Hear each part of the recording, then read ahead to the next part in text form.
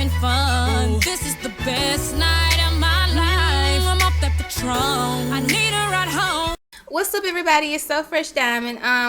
So I've read the comments, and this video is going to be talking about me and my fiance.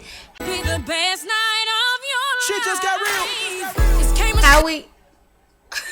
How we lipstick on your teeth. Leave me alone. I'm gonna be talking about how we met, how we got engaged, and I don't know. I'm just gonna talk, and then whatever y'all want to know, just comment below, and I'll come back with another video. I will have a video on my bun coming up, you know, on another day, but it will be coming. Anyways, my fiance and I have been dating for almost 5 years. It would have been 5 years in March. The craziest thing is the way we met. We met just so crazy. You know, some people may think it's not crazy, but I think it's so weird. I was actually in college at Clark, Atlanta, my sophomore year. Wait, let me take that back. My freshman year going into my sophomore year. And, you know, he had wrote me on MySpace a couple of times, really didn't pay it any attention. You know how you why am I'm not lying. You females, females know how, you know, you get these inbox messages where, you know, either they inviting you to parties, or they want you to listen to their music, or they just want to become friends with you, or they just want to talk to, you know, this, that, and the third, you know, the usual. So, will you let me talk? If you don't want to get on camera, then stop. If you're going to do it, then get it right. Listen, I was inviting you to okay, so why don't you come over here? You don't have to get on camera, but why don't you come over here and tell them how it happened, since I'm lying? No, I'm not saying. No, just come on. Just cut it. No, cut it off. No, I'm not going to cut it out. No, I'm not going to cut it out. I'm not going to cut it out. Okay, anyway, so let me get back to my story, since he don't want to come over here and tell his.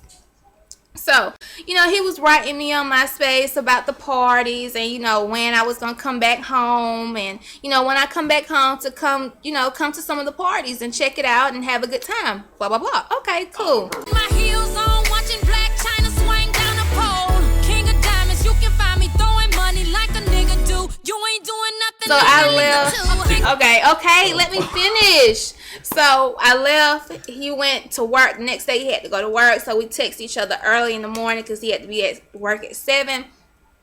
So went back home. Christmas break was over. So we started communicating a lot more, just texting a lot more. I think we both enjoyed each other's company that night in the car. So anyways, I came back home again for another club event. And this time, you know, instead of spending the whole day with him, I spent maybe half a day with him. So I got to know him even more. So we went out to the club or whatever. Couldn't get in the club because the club was too small for the amount of people that showed up. So anyways, after we left, I was just like, you know what, it's too late. I really don't want to go home. I really don't want to drive all the way back to Atlanta. And he was just like, you know, you can just stay with me. Did you say that, or I said, can I stay with you? We don't know. But anyways, I ended up spending the night with him. That night, we talked a lot before going to sleep. And that next morning, when, you know, he had to go to work the next morning, and I had to get up and go back to class in Atlanta the next day.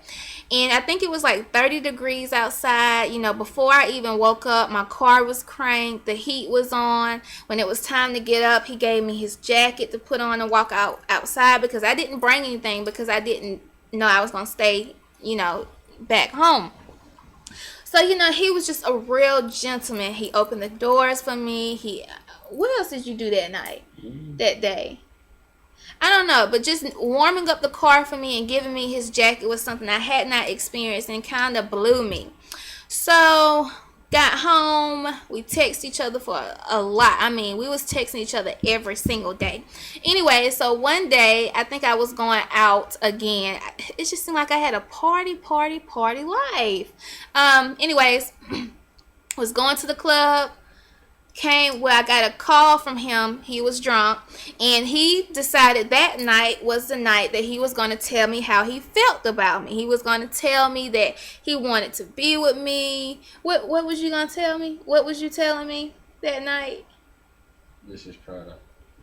He didn't. It was not that simple. I mean, honey, he was giving me a what do you call it? A timeline. Not even a timeline. Just emphasizing on everything and going into details about everything, telling me what kind of dude he is and how happy I'll be and how he would be the best boyfriend that I ever had and how he's the man and what else you used to say. I mean, it was just everything. It was just too much to intake at the moment.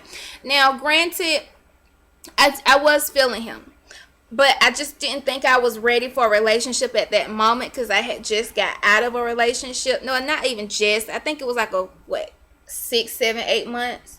It had been a while. So I just decided to give it a try because I did enjoy his company. I did enjoy our conversation that we had. He was very, very funny.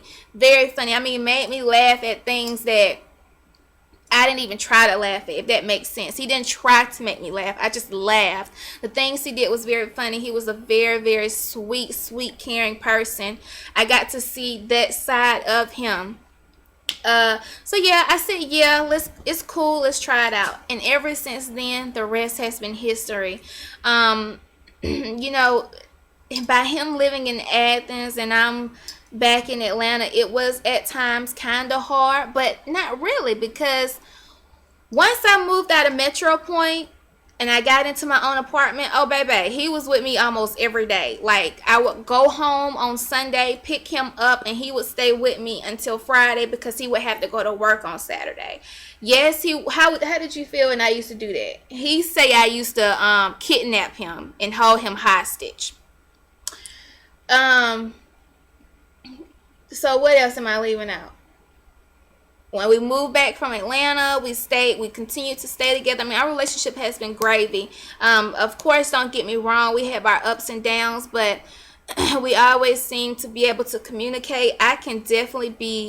We both can be a-holes, but I think he is the one that kind of calms the animosity down and makes us talk, because when I get upset, I don't want to talk, I don't want to look at you, I don't want to communicate, I don't want to do nothing. So he is the peacemaker in our relationship.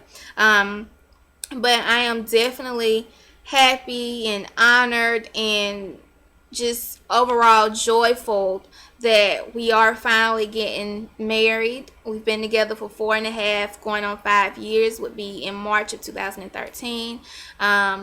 I just really think the future looks very, very bright for us. And, you know, I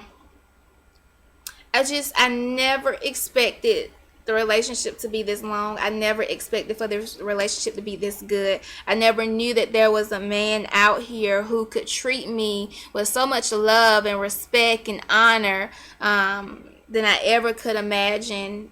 It's just crazy. And it's so crazy that his family and my family love each other. And I think that's so hard to find when you have a family that loves that one that you are in a relationship with, and you have the other side family who loves you as well. So I think it's very hard to find a family that loves both individuals together. And that's how we are. You know, when my parents found out that he had popped the question, my dad did nothing but cry, because he was so happy, and my mom absolutely loves him. You know, his sisters and his mom and his grandkids, oh God, his nieces and nephew actually just love me to death. So I just think it's such an honor to be a part of something like that. And this video may seem very runny all over, but it is what it is. So bye guys.